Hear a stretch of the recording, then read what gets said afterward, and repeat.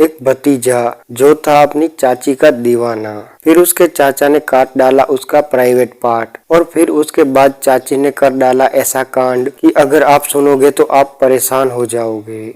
इस घटना की पूरी सच्चाई जानने के लिए आप हमारे वीडियो को अंत तक जरूर देखिएगा। नमस्कार, अद्भुत ज्ञान चैनल में आपका स्वागत है दोस्तों। यह घटना है राजस्थान के बीकानेर के डूंगरगढ़ के एक गांव की।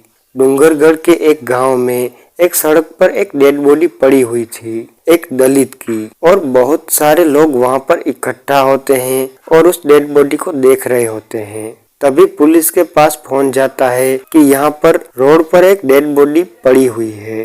पुलिस वहां पर पहुंचती है और फिर उस डेड बॉडी को अपने कब्जे में ले लेती है। लेकिन दोस्तों, उस डेड बॉडी की जब पहचान करवाई जाती है तो वह डेड बॉडी जिसकी थी उसका नाम होता है कोसलाराम, जिसकी उम्र 26 साल है। वह उसी गांव का रहने वाला था।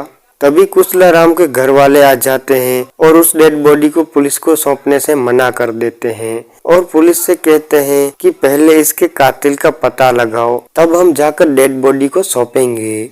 दोस्तों, फिर क्या होता है? फिर वहां पर भीड़ जमा होने लगती है और उस भीड़ में उदाराम नाम का एक व्यक्ति भी था जिसकी उम्र 44 साल थी, जो कि कोसलाराम जिसका मृत शरीर मिला था उसका चाचा लगता था रिश्ते में। वह भी जोरों जोरों से चिल्ला रहा होता है कि पहले कातिल का पता लगाया जाना चाहिए, उसके बाद हम डेड बॉडी दे देंगे।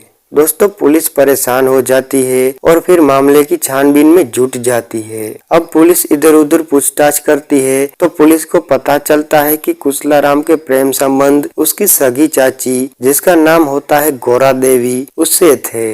अब दोस्तों, पुलिस का शक सीधा उसके चाचा की ओर जाता है, खुदाराम पर, और फिर मामले की छानबीन में पुलिस जुट जाती है।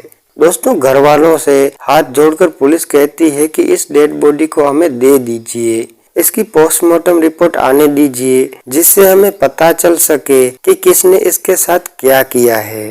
पुलिस डेड बॉडी को पोस्टमार्टम के लिए भेज देती है और फिर लाश मिलने के 4 घंटे के बाद ही कोसलाराम की चाची ट्रेन के सामने कूदकर अपनी जान दे देती है। ट्रेन का ड्राइवर उसे रोकना भी चाह रहा था ट्रेन को, लेकिन तब तक वह कुचल चुकी थी और वह मर चुकी थी। दोस्तों, अब पूरा शक पुलिस का कोसलाराम के चाचा उसके ऊपर चला जाता है और फिर पुलिस सीधा उसको उठा लेती है और फिर उससे पूछताछ में जुट जाती है। तभी उसकी पोस्टमार्टम रिपोर्ट आती है तो उसमें पता चलता है कि इसको मारा गया है। दोस्तों, अब पुलिस खुदाराम से पूछताछ करती है तो जब पुलिस उससे सख्ती से जब उससे पूछताछ की जाती है तो अपना मुंह खोलने लगता है। वह बताता है कि मैंने ही अपने भतीजे को मारा है, उसके प्रेम संबंध मेरी पत्नी के साथ थे और मैंने इसको मना किया था, अपनी पत्नी से मना किया था कि तुम एक दूसरे के साथ मत मिलो और एक दूसरे से दूर हो जाओ, लेकिन यह मेरी बात माना नहीं।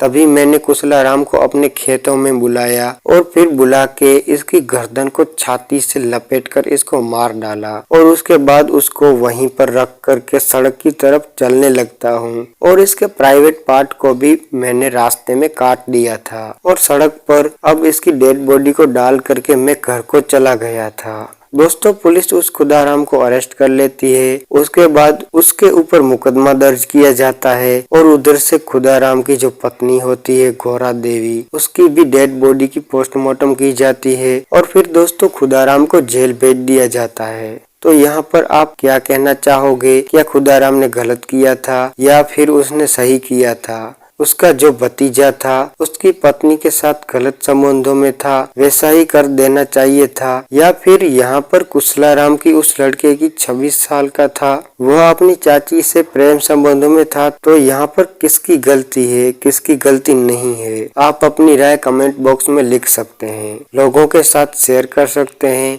दोस्तों, ऐसी घटनाएं समाज के अंदर हो जाती हैं। हमें इन घटनाओं से सीख लेना चाहिए कि कभी भी अपने जीवन में ऐसी वैसी गलती ना करें जिससे कि हमें अपनी जान गंवानी पड़ जाए, परिवार तितर बितर हो जाए। दोस्तों, हवस का जो अंत होता है वो हमेशा ही खौफनाक होता है। ऐसा ही यहाँ पर हुआ। क्या आप इसको प्यार कहेंगे या फिर सिर्फ और सिर्फ इसको अपनी हवस बुझाने का एक जरिया कहेंगे? आप जो भी कुछ कहना चाहते हैं कमेंट बॉक्स में अपनी राय लिख सकते हैं। दोस्तों, अगर आपको हमारा वीडियो अच्छा लगता है तो इसको शेयर कर दिया करें। हम आपके बहुत बहुत आभारी रहेंगे। नेक्स्ट वीडियो में जरूर लेकर आऊंगा जो सच्ची घटना के ऊपर बनी है। तब तक आप खुश रहें, सावधान रहें और रिश्तों की अहमियत समझें। जय हिंद, धन्यवाद।